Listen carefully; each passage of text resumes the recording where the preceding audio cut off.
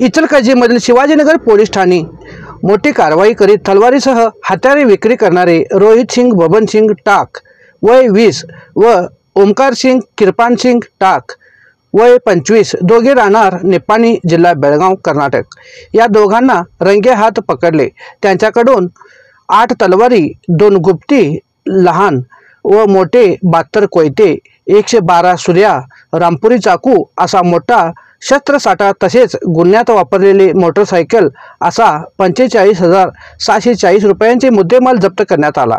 याची माहिती पोलीस उपअधीक्षक समरसिंह साळवे व पोलीस निरीक्षक सचिन पाटील यांनी दिली।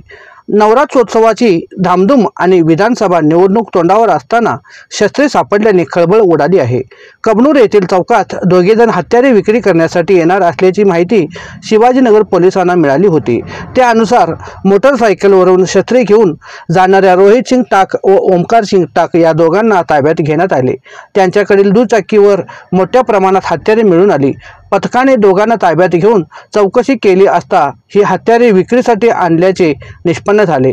4,000चे 8 तलवारी, 800 रुपयांचे 2 गुप्ती, 9,950 रुपयांचे 72 कोयते, 5,700 रुपयांचे 112 सुऱ्या, 25 रुपयांचे रामपुरी चाकू असा 45,700 रुपयांचे मुद्देमाल जप्त करण्यात आले आहे। शिवा न्यूजसाठी शिवानंद वशेदार। चॅनलला लाईक करा व बेल आयकॉन क्लिक करायला विसरू नका।